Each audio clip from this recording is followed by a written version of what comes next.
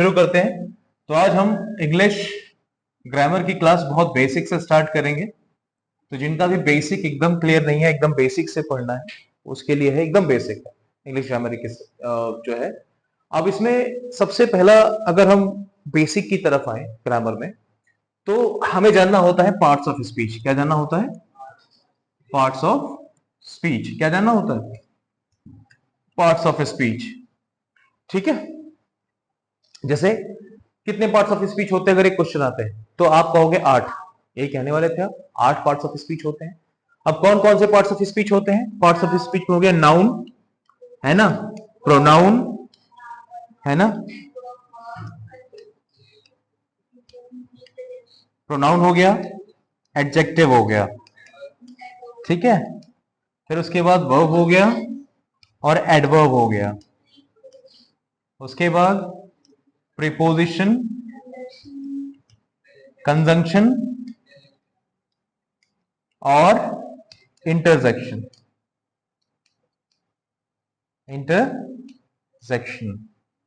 ये तो हो गए आपके कंप्लीट 8 पार्ट्स ऑफ स्पीच जो इंग्लिश ग्रामर में यूज किए जाते हैं। और साथ ही साथ एक और पार्ट्स ऑफ स्पीच का हिस्सा है जिसे कहते हैं क्या? आर्टिकल। क्या कहते हैं? आर्टिकल्स। अब आर्टिकल्स में 3 हिस्से आते हैं, एक ए, एन और द या दे, ठीक है। और इसे मिलाकर के कुल मिला के पार्ट्स ऑफ स्पीच कितने हो जाते हैं? 9। कितने हो जाते हैं? 9। कितने हो जाते हैं? 9। कौन कौन से हैं? नाउन, प्रोनाउन, एडजेक्टिव, ये एक फैमिली का है। वर्ब, एडवर्ब, ये एक फैमिली का है और ये तीनों अलग अलग है, ठीक है। मतलब नाउन वो होते हैं जो किसी व्यक्ति विशेष का नाम हो, उसे नाउन कहते हैं। प्रोनाउन वो है जो नाउन की जगह पे इस्तेमाल होता है जब नाउन नहीं इस्तेमाल होता। एडजेक्टिव वो है जो नाउन या प्रोनाउन की विशेषताएं बताता है। क्या बताता है? नाउन या प्रोनाउन के बारे में कुछ बताता है। वर्ब किसी सब्जेक्ट यानी किसी भी व्यक्ति विशेष के द्वारा किया गया कोई भी काम वर्ब कहलाता है, यानी एक्शन कहलाता है। वहीं एडवर्ब इसकी विशेषता यानी उसके द्वारा किए गए काम की विशेषता एडवर्ब कहलाती है, ठीक है। प्रीपोजिशन जब किसी संज्ञा, सर्वनाम या किसी भी चीज का उसका प्लेस यानी जगह, उसकी कंडीशन, उसकी सिचुएशन, उसके बारे में पता लगाना हो कि वो किस दशा में है, तब प्रीपोजिशन का यूज करते हैं। बिना प्रीपोजिशन के कोई भी एक्शन कभी भी क्लैरिफाई नहीं हो सकता, कोई भी नाउन क्लैरिफाई नहीं हो सकता। कंजंक्शन, कंजंक्शन जब एक से ज्यादा सेंटेंसेस को या वर्ड्स को जोड़ना हो तो उन्हें जोड़ने के लिए जिन शब्द का प्रयोग करते हैं उन्हें कंजंक्शन कहते हैं। इंटरजेक्शन जब भावनाओं को प्रेजेंट करना हो, किसको? फीलिंग्स को। जब फीलिंग्स को प्रेजेंट करना हो, सडन फीलिंग्स को। कौन सी फीलिंग्स को? सडन फीलिंग, अचानक से जो एहसास निकल के आते हैं उसे कहते हैं इंटरजेक्शन। फॉर एग्जाम्पल, अब आप ऐसे चल रहे आपको ऐसे चोट लगी, आउच किया आपने, है ना, तो जो आउच की आवाज आई अचानक से, सडन फीलिंग्स है ना। जैसे आपको पता, जैसे आप लोग अचानक से पहाड़ी के जा करते हो ना, ये क्या है? पर्टिकुलरली सडन फीलिंग है किसी बात पर, तो उस पर क्या लगता है? इंटरजेक्शन लगता है। क्या लगता है? इंटरजेक्शन। और इंटरजेक्शन की खास बात क्या है कि उसके साथ एक्सक्लेमेटरी साइन लगता है। कौन साइन लगता है? एक्सक्लेमेटरी साइन या विस्मयादि बोधक चिन्ह लगता है। कौन सा चिन्ह लगता है? विस्मयादि बोधक चिन्ह या एक्सक्लेमेटरी साइन। और आर्टिकल में ए एंड द ये स्पेसिफाई करते हैं कि कोई जो नाउन या नंबर है वो एक वचन करता है या बहुवचन करता है। अगर वो सिंगुलर फॉर्म में मौजूद है, एक वचन में है, तो उसके साथ ए या एंड या द क्या लगाएंगे ये डिफाइन करना होता है, ठीक है। तो चलो आओ, आज हम सबसे पहली क्लास में सीखते हैं आर्टिकल्स को। किसको सीखते हैं? सबसे आसान चीज को हम सबसे पहले पकड़ेंगे ताकि आपको कंफ्यूजन ना हो। तो सबसे आसान चीज हम इसमें लेके चलते हैं आर्टिकल्स।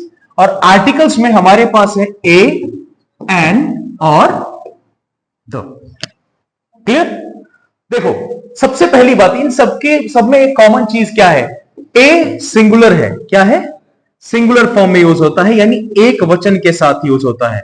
वो सभी चीजें जो अपने आप में एक है, वो क्या है? एक है, सिंगल है, उनके साथ यूज करते हैं क्या? एक। जैसे आपको बताना हो, आपके पास मान लो 10 कलम है। क्या है?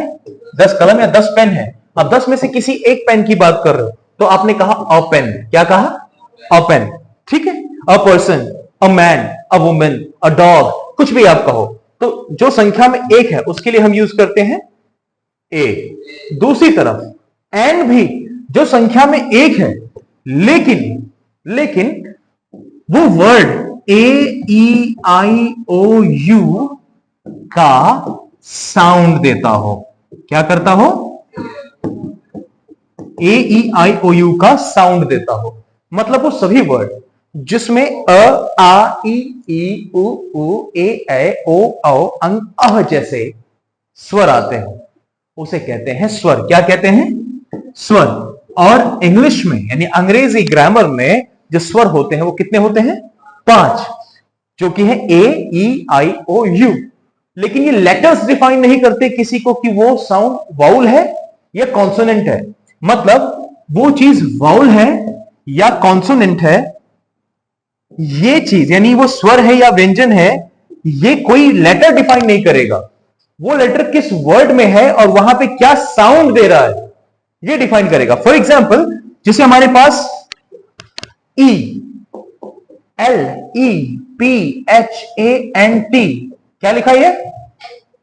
एलिफेंट, मतलब हाथी, है ना।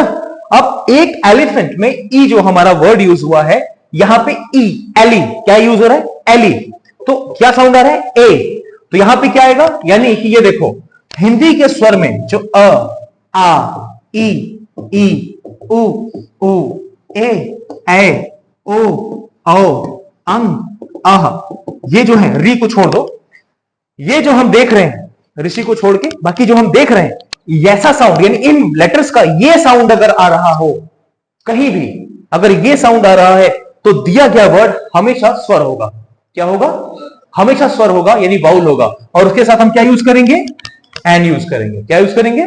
एन यूज करेंगे। फॉर एग्जाम्पल, अगर मैं कहता हूं आउल, क्या कहता हूं?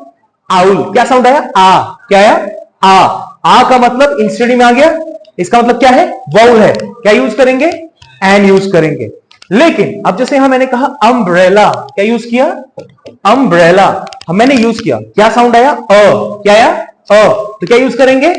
एन। लेकिन ये सेम यू अगर मान लो यहां आता है एक दूसरे स्पेलिंग के साथ और ये कहता है यूनियन, क्या कहता है? यूनियन। अब यहां पर क्या यू का साउंड दे रहा है? नहीं ना। किसका साउंड दे रहा है? य का साउंड दे रहा है। किसका दे रहा है? य का। और य इनमें से कहीं भी नहीं आता। इसका मतलब लेटर डिफाइन नहीं करता कि वो वाउल है या कॉन्सोनेंट है। क्या डिफाइन करता है? उसका स्वर। क्या डिफाइन करता है? उसका स्वर। तो ठीक वैसे ही यू यहां पर भले ही वाउल लेटर है, लेकिन इस पूरे वर्ड को वाउल नहीं बनाता, क्योंकि इसका साउंड वाउल नहीं आता। इसका साउंड जो आता है वो आता है य, यानी कॉन्सोनेंट, एक पर्टिकुलर व्यंजन आता है। हालांकि इसके साथ हम ए का यूज नहीं करेंगे, ये स्पेशल है अपने आप में, बट थिंग इज आपको समझाने के लिए है। तब ऐसे वर्ड्स के साथ हम ए या द हम चूज करते हैं, एन चूज नहीं करते। अब फॉर एग्जाम्पल वैसे ही दूसरा और देखो, जैसे मैंने कहा HONOUR, ऑनर। मैंने कहा दूसरा लेटर देखो, मैंने कहा ऑनेस्ट, जैसे HONEST, ऑनेस्ट। देखो यहां पे लेटर क्या है? एच है। लेटर क्या है? एच है। लेकिन साउंड क्या आ रहा है? ओ। क्या आ रहा है साउंड? ओ। तो भले ही एच लेटर लेकिन साउंड क्या आ रहा है? ओ। इसका मतलब ये क्या हो गया? वाउल हो गया। और इसके साथ क्या यूज करेंगे? एन यूज करेंगे। समझ मारी मेरी बात? क्लियर हुआ? तो ये है कि लेटर्स डिफाइन नहीं करते कि वो वाउल है या कॉन्सोनेंट है, उसका साउंड डिफाइन करता है कि वो लेटर, मतलब वो पर्टिकुलर वर्ड वाउल है या कॉन्सोनेंट है। ठीक है। फॉर एग्जाम्पल, अगर मैं यहां कहता हूं बैट, मैंने क्या कहा? बैट। अब बैट के साथ एन का यूज तो नहीं करेंगे, क्योंकि इनमें से कोई लेटर तो आया नहीं, कोई साउंड आया नहीं। और किसका आया? ब का साउंड आया। तो हम क्या कह सकते हैं? A bat. क्या कहेंगे? A bat. मैंने कहा पेट। अब पेट के साथ हम क्या यूज करेंगे? अ पेट। मतलब अगर ये साउंड नहीं आ रहा तो उसके साथ मैक्सिमम पॉसिबिलिटी कि हम क्या यूज करेंगे? ए का यूज करेंगे। और अगर ये भी नहीं यूज हो रहा तो उसके बाद 30% पॉसिबिलिटी है कि हम क्या यूज करेंगे? द यूज करेंगे। क्लियर हुआ? अब द कहां यूज करेंगे उसके बारे में बात करते हैं। द के साथ साथ हम कुछ एक्सेप्शन की बात कर लेते हैं। सपोज करो एक्सेप्शनल केस है, एन का एक्सेप्शनल केस है। और उस एक्सेप्शनल केस में क्या है? एन का एक्सेप्शनल केस ये है कि जब भी हम कोई शॉर्ट फॉर्म यूज करते हैं, कौन सी फॉर्म? कोई भी हम शॉर्ट फॉर्म यूज करते हैं, और शॉर्ट फॉर्म दो चीजें ही हो सिर्फ, वो शॉर्ट फॉर्म से दो तरीके के होने चाहिए। पहला, या तो वो कोई क्वालिफिकेशन हो, क्या हो? या तो वो कोई क्वालिफिकेशन हो, या वो कोई डेजिग्नेशन हो, क्या हो? या वो कोई डेजिग्नेशन हो। यानी या तो शिक्षा की बात करें, शिक्षा के किसी विषय की या किसी पर्टिकुलर एलिजिबिलिटी की बात करें, या किसी पद की बात करें, और वो किसमें दिया हुआ हो? शॉर्ट फॉर्म में दिया हो, तो हम उसके साथ क्या यूज करते हैं? एन यूज करते हैं। फॉर एग्जाम्पल, अब मैंने कहा IAS। IAS क्या है? एक पद है, लेकिन किसमें लिखा है? शॉर्ट फॉर्म में। फुल फॉर्म क्या है? Indian administrative service. ये फुल फॉर्म है, लेकिन किसमें यूज हुआ है? शॉर्ट फॉर्म में। तो क्या यूज करेंगे? एन यूज करेंगे। क्या यूज करेंगे? एन यूज करेंगे। उसी तरह से मैंने कहा MLA, member of legislative assembly, which is विधायक, है ना? तो ये क्या है? शॉर्ट फॉर्म में। क्या यूज करेंगे? एन यूज करेंगे। मैंने कहा LLB, किसमें लिखा है? शॉर्ट फॉर्म में लिखा है। क्या लिखा है? शॉर्ट फॉर्म में। क्या यूज करेंगे? एन यूज करेंगे। मैंने कहा BA, किसमें लिखा है? शॉर्ट फॉर्म में। क्या लिखेंगे? एन लिखेंगे। क्लियर हुआ? पक्का? तो जितने भी शॉर्ट फॉर्म्स हो, जो कि शैक्षिक योग्यता की बात करें या आपकी किसी पद प्रतिष्ठा की बात करें, सिर्फ ये दो हिस्सों में अगर ये शॉर्ट फॉर्म में दिए हुए हैं, तो इनके साथ हम क्या यूज करेंगे? आर्टिकल एन का यूज करेंगे। क्लियर है? पक्का? चलो, अब बात करते हैं आर्टिकल द की। किसकी? Article the. आर्टिकल द के साथ एक केस है कि सबसे पहले किसी चीज को स्पेशल बनाना। क्या बनाना? स्पेशल बनाना। कोई चीज का यूनिक होना। क्या होना? यूनिक होना, या सही भाषा में कहूं, अपने आप में एक होना। और दूसरा इसका संदर्भ अगर दूं, तो एक छोटी सी बात, इसका पहला कॉन्सेप्ट जो अपने आप में एक हो, दूसरा कॉन्सेप्ट वही है, वही जिसकी मैं बात कर रहा या रही हूं। मतलब वही जिसे तुम जानते हो, या वही जो सर्टेन है जिसकी मैं बात कर रहा हूं। यानी जब किसी पर्टिकुलर वाक्य में किसी नाउन को बार बार दोहराया जाता हो, क्या किया जाता हो? दोहराया जाता हो। ये किसी नाउन या प्रोनाउन की याद दिलाई जाती हो, किसी नाउन की याद दिलाई, किसी संज्ञा की याद दिलाई जाती हो, तो भी हम किसका यूज करते हैं? द का यूज करते हैं। जैसे मैंने कहा, सपोज करो कि स्टेशन, कौन सा स्टेशन? बस स्टेशन, हल्द्वानी का बस स्टेशन। मैंने कहा स्टेशन, सिर्फ मैंने यूज किया वर्ड स्टेशन। अब जब तक द की कंडीशन तब तक नहीं लगेगी जब तक कोई चीज अपने नाम से डिफाइन ना हो। किससे ना हो डिफाइन? जब तक उसको उसके नाम से ना पुकार दिया जाए, तब तक आर्टिकल द का यूज नहीं करेंगे। फिर चाहे कोई भी नाम ले लो, रेलवे स्टेशन बोल दो, आप उसे रिवर बोल दो, आप उसे माउंटेन बोल दो, आप उसे हिल बोल दो, आप उसे रोड बोल दो, आप उसे रोडवेज बोल दो, आप उसे इंस्टीट्यूशन बोल दो, आप उसे स्कूल बोल दो, जो कुछ भी बोल दो, आर्टिकल द का यूज नहीं करेंगे जब तक उसको उसके नाम से नहीं पुकार देते। Number 1 condition. दूसरी कंडीशन, जब किसी नाउन की बार बार बात की जा रही हो। जैसे आपने प्यासे कौवे की कहानी सुनी है? प्यासे कौवे की कहानी सुनी है ना, कि एक कौवा प्यासा था, और फिर उसके बाद वो कौवा जंगल से उड़ता हुआ गया, उसे रास्ते में एक घड़ा दिखा, तो उस कौवे ने, जब ये इंडिकेट करता है, उस कौवे ने या उसी कौवे ने या उसी पर्सन ने, उसी स्थान पर जब हम ये इंडिकेट करते हैं, द एक इंफोर्समेंट वर्ड बन जाता है वहां पे आर्टिकल की तरह। क्या बन जाता है? Enforcement word. मतलब वो प्रेशराइज करने के लिए हो जाता है कि मैं उसी की बात कर रहा हूं जिसकी बात की थी। तब हम किसकी बात करते हैं? आर्टिकल द की बात करते हैं। तब वो चीज यूनिक हो जाती है, वो चीज स्पेशल हो जाती है। ऐसे समझो, मैंने कहा किसी बुक का नाम ले लो। मतलब मैं कोई बुक कहता हूं, have you read a book, है ना?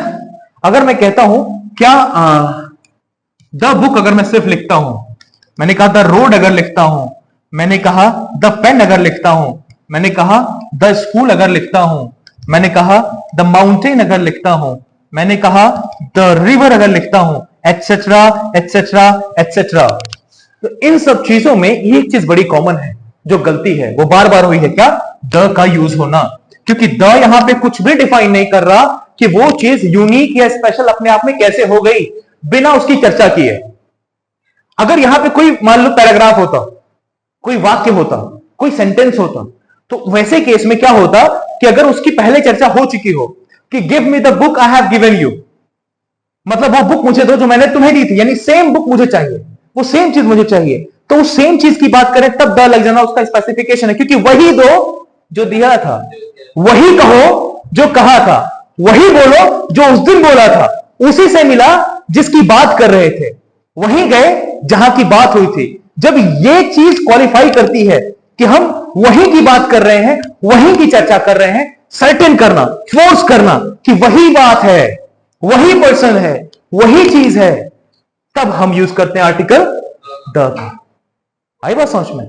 जैसे do you know that boy, अब यहां पे द नहीं लगा तो कहला why do you ask me, the boy I have met yesterday in the market, तो अब क्या लग गया, वही लड़का जिससे मैं मार्केट में मिला या मिली थी, तब वो द लगा, क्या लगा, यानी एक कॉमन नाउन भी स्पेशल हो गया, एक प्रॉपर नाउन कॉमन नाउन भी स्पेशल हो गया, और जब वो स्पेशल हो जाता है क्योंकि उसकी चर्चा वही है जिससे पहले मुलाकात या पहले बार या पहले उससे कोई इंटरेक्शन हो चुका हो, तब इस केस में क्या बन जाता है, स्पेशल बन जाता है, यूनिक बन जाता है, और ऐसे केस में उसके साथ भी क्या यूज कर देते हैं, द यूज कर देते हैं। लेकिन कोई भी एक सिंगल सेंटेंस, कोई भी एक सिंगल वर्ड, कोई भी एक सिंगल नाउन ये डिफाइन नहीं करेगा अनटिल अनलेस वो कोई कैरेक्टर ऐसा ना हो जिसे किसी एपिक बुक से आया हो, किसी ग्रंथ से आया हो, किसी वेद से आया हो, किसी कल्पना से आया हो, तब तक हम उसके साथ द का यूज नहीं कर सकते। जैसे अगर मैं सिर्फ एक वर्ड लिखूं, मैंने कहा गॉड, तो गॉड इज अल्टीमेटली नोन कि हाँ ये वही भगवान की बात कर रहे हैं, देवताओं की बात कर रहे हैं, तो इसके साथ हम द का यूज कर सकते हैं। लेकिन मैंने कहा राम, अब ये कौन सा राम है, नोबडी नोज। हो सकता है राम इज अ पर्सन जो हमारे गली मोहल्ले में गिल्ली डंडा खेलता हो, क्रिकेट खेलता हो, और until unless I am using the same characters with this person कि राम वही जिसने रावण को मारा था। अब मैं आपसे कहूं कि द राम किल्ड रावण, तो राम किल्ड रावण, अब यहां पे राम भी स्पेसिफिक है और रावण भी स्पेसिफिक है, क्योंकि किसके कैरेक्टर्स हैं, रामायण के या रामचरितमानस के। तो ये एपिक बुक के कैरेक्टर हैं और अपने आप में स्पेशल और यूनिक है, क्योंकि इनके जैसा दूसरा नहीं हुआ। Mahatma Gandhi is special one, Jawaharlal Nehru special one, Indira Gandhi special one, है ना, Subhash Chandra Bose special one, Mahabharata, Ramayana, Bhagavad Gita special one, है ना। इसके साथ हमें द एक ऑब्वियस लगाने की बात है, क्योंकि इसके अलावा कोई चीज और है ही नहीं। क्लियर है ना? तो वो चीज जो पहले से अपने आप में स्पेशल है, यूनिक है, उनके साथ आर्टिकल द लगना ऑब्वियस है। लेकिन वो चीजें जो स्पेशल यूनिक नहीं है, लेकिन किसी वजह से हम वही है इसलिए बात कर रहे हैं, तो हम आर्टिकल द का यूज करते हैं। आई बात समझ में? तो ये है द की दास्तान, आर्टिकल द के। क्लियर है? बस ये है आपके articles. Thank you so much. Have a nice time to you all. Have a great day.